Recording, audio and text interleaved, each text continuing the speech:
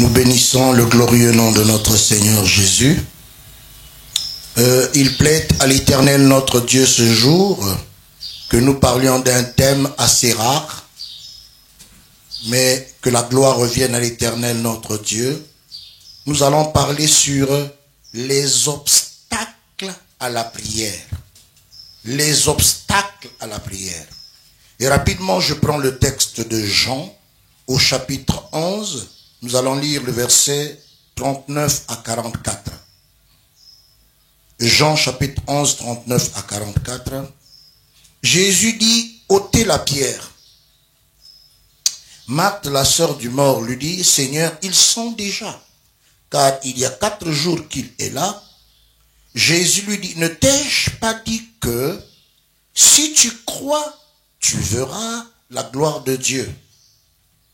Ils ôtèrent donc la pierre, et Jésus leva les yeux en haut et dit, Père, je te rends grâce de ce que tu m'as exaucé.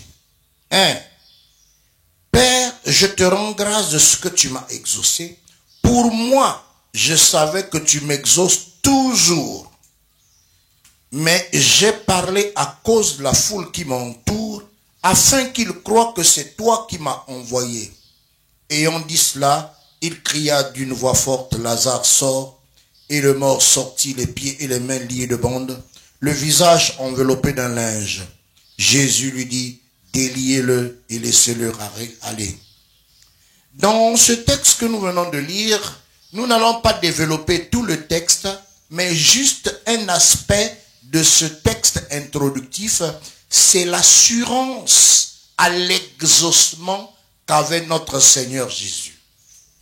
Souvent, il nous est facile de prier pour certaines maladies, comme mal au ventre. Quand tu as prié, le Seigneur exauce, tu dis gloire au Seigneur. Ou d'autres maladies, j'avais mal à la tête, le Seigneur a prié, tu dis gloire à Dieu. Ou un mal, j'avais telle difficulté, le Seigneur s'est glorifié. Gloire au Seigneur, on témoigne. Mais le cas ici présent, bien-aimé, je ne souhaiterais pas que tu te trouves devant ce cas où on t'amène un cadavre à l'église pour dire, prie pour qu'il se relève. Notre Seigneur Jésus-Christ se trouve devant un cas extraordinaire. C'est-à-dire quelqu'un qui est mort il y a 4 jours et la sœur du mort déclare que ils sont déjà. C'est-à-dire que le corps le corps a commencé à se décomposer. Et donc voilà quelqu'un qui est mort et qui a été enterré déjà. Et c'est là que le Seigneur vient et regardez comment avant d'élever sa voix et de prier, il commence par l'action de grâce. Quelle assurance! En fait, moi, c'est cette assurance-là que... Voilà quelqu'un qui est devant un cadavre et qui, pendant qu'il se met en prière, il commence par rendre grâce au Seigneur. Père, je te rends grâce de ce que tu m'exauces et tu m'as toujours exaucé. Quelle assurance! Et alors la grande question qui se pose pour vous et moi, est-ce que nous avons la même assurance quand nous prions? Est-ce qu'il n'y a pas le moindre doute, il n'y a pas le moindre raisonnement? Et donc nos prières sont souvent, on se pose la question, est-ce que ça va marcher? Est-ce que la foi est suffisante? Mais le Seigneur se trouve devant un cas assez grave et il dit, Père, je te loue de ce que tu m'as exaucé et tu m'as toujours exaucé. Et quant à ce qui nous concerne, le Seigneur l'a dit. Nous demandons souvent mal, mais dans le but de satisfaire nos désirs. Et donc, dans le message de ce matin, c'est de nous dire que normalement, logiquement, notre Dieu qui est le même papa de Jésus, le même Père, est un Dieu dans sa nature, dans ses attributs. Quand il écoute la prière, il entend et il devait exaucer. Quand il écoute, il agit. Maintenant, la grande question, pourquoi est-ce que dans nos prières, les choses ne marchent pas? Pourquoi est-ce que tant de prières sont inexaucées? Pourquoi est-ce que d'autres sont, on arrive au découragement? Ben simplement, le problème ce n'est pas Dieu. L'incapacité ne vient pas de Dieu. Mais le problème c'est que dans nos vies, il y a des obstacles à la prière. Et rapidement, nous allons prendre quelques cas et on va vous donner des références de la Bible que vous lirez à la maison. Mais je vais commenter courtement et vous verrez que, bien-aimés, dans ces cas-là, ceci représente des obstacles à la prière. Voilà pourquoi nos prières ne sont pas exaucées à l'exemple du modèle qui est Jésus. On prend un premier cas, c'est l'orgueil. Se considérer juste et ne faisons aucun cas des autres. Nous regardons un exemple dans Luc chapitre 18, le verset 9 à 14, où deux hommes montèrent au temple pour prier. L'un était pharisien et l'autre publicain. Mais le pharisien, debout, avec orgueil, priait ainsi en lui-même: ô Dieu, je te rends grâce de ce que je ne suis pas comme le reste des hommes, qui sont ravisseurs, injustes, adultères, ou même comme ce publicain. Je jeûne 2 fois la semaine, je donne la dîme de tous mes revenus. Et le publicain, se tenant à distance, n'osait même pas lever les yeux au ciel. Mais il se frappait la poitrine en disant: ô Dieu, sois apaisé envers moi, qui suis un pécheur. Je vous le dis, celui-ci descendu dans sa maison, justifié plutôt que l'autre. Vous voyez, bien aimé, que lorsque nous faisons prière devant Dieu, au moment où notre prière est en train de monter devant l'Éternel, notre Dieu, il y a cette tache de l'orgueil qui est cousue autour de nos prières et l'Éternel, notre Dieu, rejette. Parce que devant notre hauteur, devant notre orgueil, nous nous présentons: je ne suis pas comme, je suis cela, je fais ceci, je fais cela. Et dans cet orgueil, l'Éternel, notre Dieu, c'est un obstacle. Voilà pourquoi nos prières ne sont pas exaucées. Je vais aller rapidement. Un autre obstacle, c'est le manque de réconciliation avec un prochain qui a quelque chose contre toi. Et ça, nous le voyons dans Matthieu 5, 23-24. Je vais le lire. Sinon, tu présentes ton offrande à l'autel et que là, tu te souviennes que ton frère a quelque chose contre toi, laisse là ton offrande devant l'autel et va d'abord te réconcilier avec ton frère, puis viens présenter ton offrande. Mais, bien-aimé, il y a quelque chose, ton frère a quelque chose contre toi. Tu le sais. Vous n'êtes pas en relation avec un frère. Vous avez un problème avec un frère où il y a le nœud dans ton cœur du bien-aimé. Mais tu ne peux pas t'adresser au Seigneur avec ce cœur méchant. Et tes prières ne peuvent pas être exaucées. C'est un frein, un obstacle à la prière. Rapidement, je vais aller à un autre obstacle. Le refus de pardonner à quelqu'un, c'est aussi un obstacle à la prière. Nous allons le voir rapidement. Le refus de pardonner à quelqu'un. Marc chapitre 11, le verset 25 et 26. Marc 11, verset 25 et 26.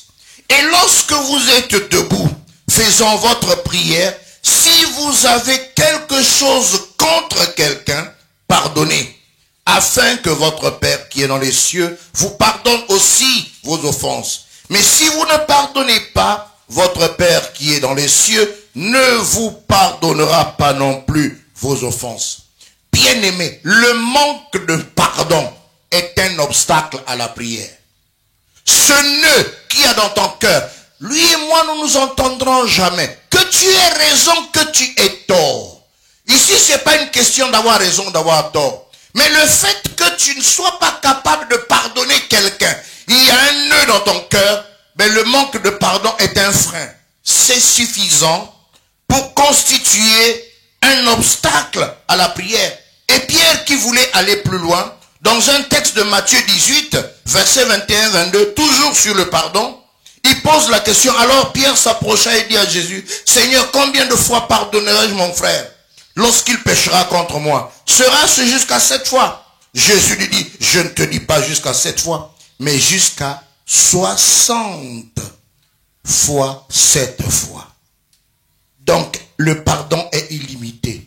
Aussi longtemps que tu dois pardonner ton frère, il faut le pardonner. Quel que ce soit une petite faute, une grande, sinon, mais tes prières ne seront pas exaucées.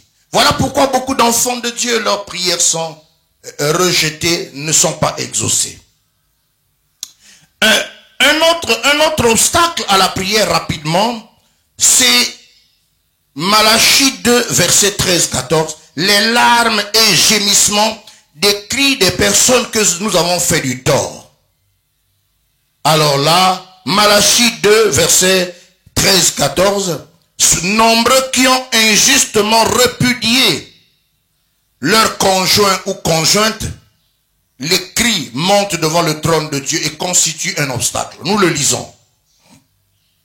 Voici encore ce que vous faites. Vous couvrez de larmes l'autel de l'Éternel, de pleurs et de gémissements, en sorte qu'il n'y a plus égard aux offrandes, et qu'il ne peut rien agréer de vos mains. Et vous dites pourquoi? Mais parce que l'Éternel a été témoin entre toi et la femme de ta jeunesse, à laquelle tu es infidèle, bien qu'elle soit ta compagne et la femme de ton alliance. Ô Église, ne vous amusez pas à déranger les sœurs d'autrui que moi je te propose, je vais te marier. Et la pauvre sœur demeure chaste, rejette tous les hommes pour t'attendre.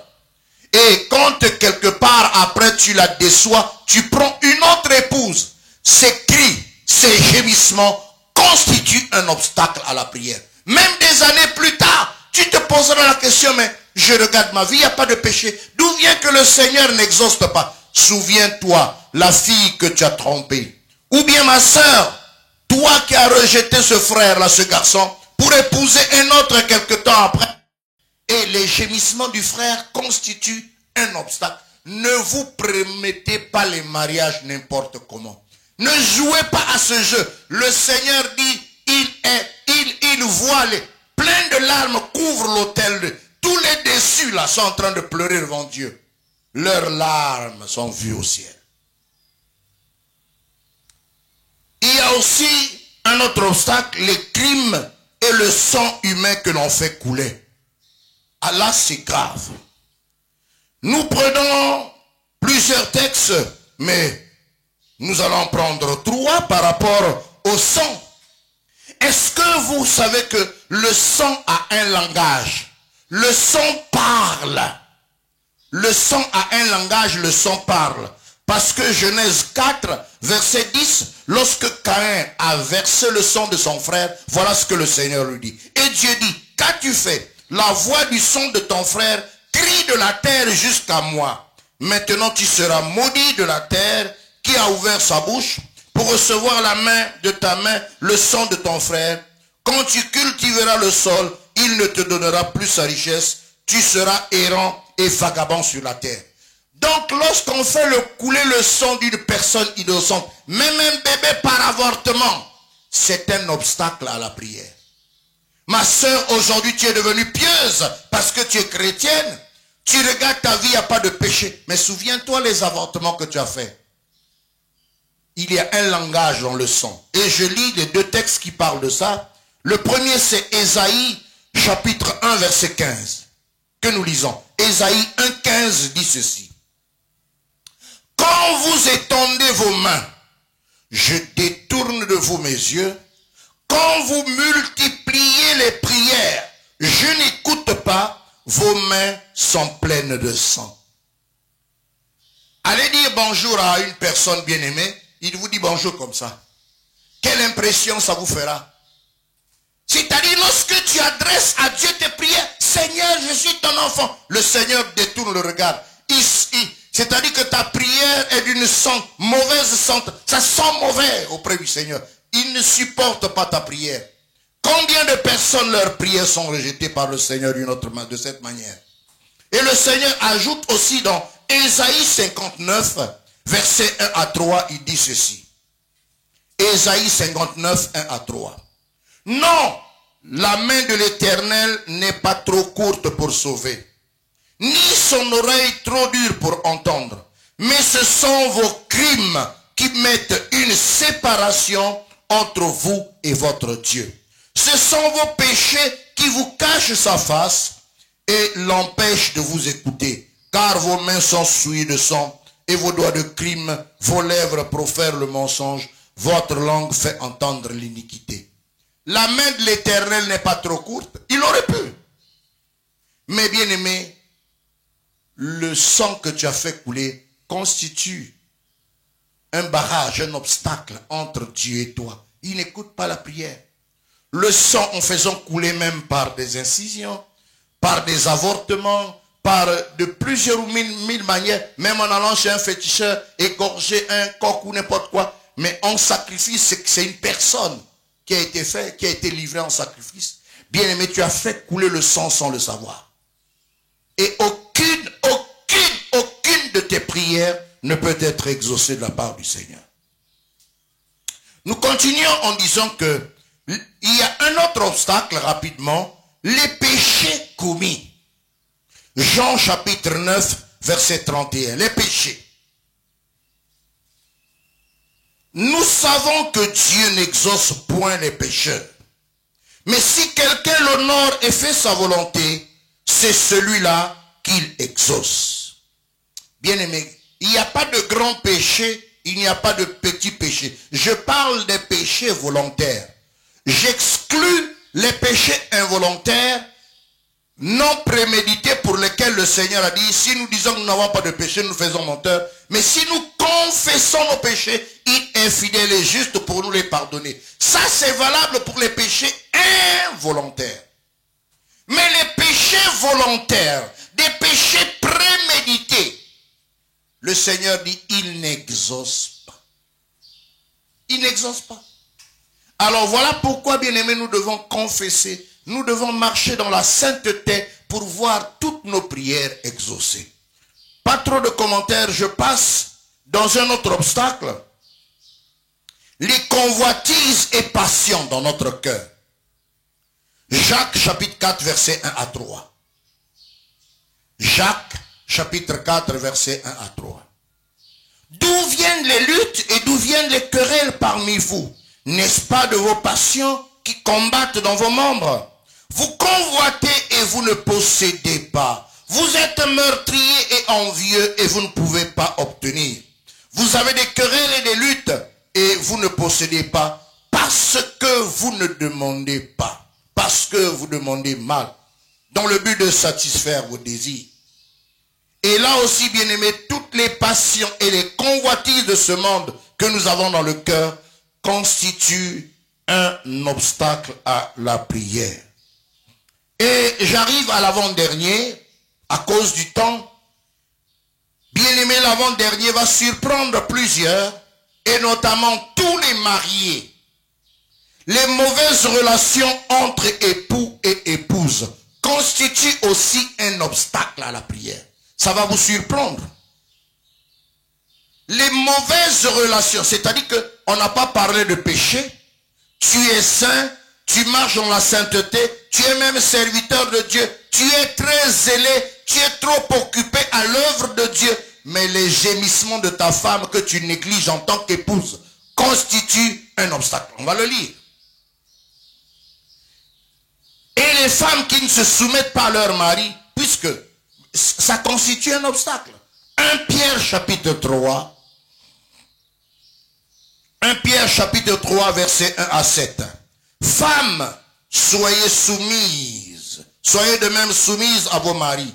Afin que, si quelques-uns n'obéissent point à la parole, ils soient gagnés sans parole par la conduite de leurs femmes. En voyant votre manière de vivre, chaste et réservée. Ayons non cette parure extérieure qui consiste dans les cheveux tressés, les ornements d'or ou les habits qu'on revêt, mais la parure intérieure est cachée dans le cœur, la pureté incorruptible d'un esprit doux et paisible, qui est d'un grand prix devant Dieu. Ainsi se paraît autrefois les saintes femmes qui espéraient en Dieu, soumises à leur mari, comme Sarah, qui obéissait à Abraham et l'appelait son Seigneur. C'est d'elle que vous êtes devenus des filles en faisant ce qui est bien, sans vous laisser troubler par aucune crainte. On se tourne vers les hommes. Marie, montrez à votre tour de la sagesse dans vos rapports avec vos femmes, comme avec un sexe plus faible. Honorez-les comme devant aussi hériter avec vous de la grâce, qu'il en soit ainsi, afin que rien ne vienne faire obstacle à vos prières. Tu es pasteur, comme moi. Tu passes tous les jours à l'église. Des programmes de jeûne et prière. Tu t'occupes des âmes. Tu marches dans la sainteté. Ta vie est zéro faute. Mais est-ce que tu donnes à ton épouse sa place d'épouse? Quand elle mange, mon mari est trop occupé à l'église. Ces gémissements-là. Lorsque tu n'assumes pas tes devoirs d'homme dans un foyer conjugal, parce que monsieur le pasteur, tu es trop occupé. Lorsqu'une épouse, parce que dans la société tu es élevé, tu ne veux pas te soumettre. En conclusion, lorsque les rapports entre un époux et une épouse ne sont pas normaux, lorsqu'il n'y a pas l'amour, il n'y a pas l'harmonie, la compréhension, ceci, en dehors de votre vie de sainteté, en dehors de votre dévouement, en dehors de tout ce que vous faites, ceci constitue un obstacle à vos prières. Je termine à cause du temps par celui-là. La désobéissance. Vous n'avez qu'à lire 1 Samuel 15 où le Seigneur dit: l'Éternel trouve-tu du plaisir dans l'holocauste et les sacrifices comme dans l'obéissance à la voix de l'Éternel? Voici l'obéissance vaut mieux que les sacrifices. L'observation de sa parole vaut mieux que les graisses des béliers. Car la désobéissance est aussi coupable que la divination. Vous pouvez lire la suite. Quand quelqu'un désobéit à la parole de Dieu, lorsque tu n'as aucun intérêt pour la parole de Dieu, lorsque tu ne marches pas dans la discipline de la parole de Dieu, c'est un obstacle. L'insoumission à ses parents pour les enfants, selon Éphésiens 6, 1 à 3, ben vous savez que la Bible dit dans Éphésiens 6, 1 à 3, enfants, obéissez à vos parents comme selon le Seigneur, car cela est juste. Honore ton père et ta mère, c'est le premier commandement avec une promesse, afin que tu sois heureux, que tu vives longtemps sur la terre. Parce que tu es devenu une grande personne, que tu ne te soumets pas à ton père, tu ne lui accordes pas, tu ne l'honores pas comme tel. Il est autorité devant toi à cause de sa position. Il est venu avant toi et c'est à partir de lui que tu es né. Ton grand frère, par rapport à la position, il est venu avant toi et cela suffit. Quand tu désobéis, quand tu manques le respect, c'est un obstacle à la prière. Et je termine par le 10e, le manque d'intérêt à la parole de Dieu. Le manque d'intérêt à la parole de Dieu. Proverbe 28, 9. Proverbe 28, 9. Si quelqu'un détourne l'oreille pour ne pas écouter la loi, sa prière même est une abomination. Chrétiens, nous qui fréquentons les églises, nous nous contentons que des prières, des guérisons, des miracles, mais nous n'attachons pas du prix, de la valeur. Nous ne mettons pas en priorité la parole comme Marie, la sœur de Marthe. La Bible déclare que nos prières sont une abomination. Que Dieu vous bénisse.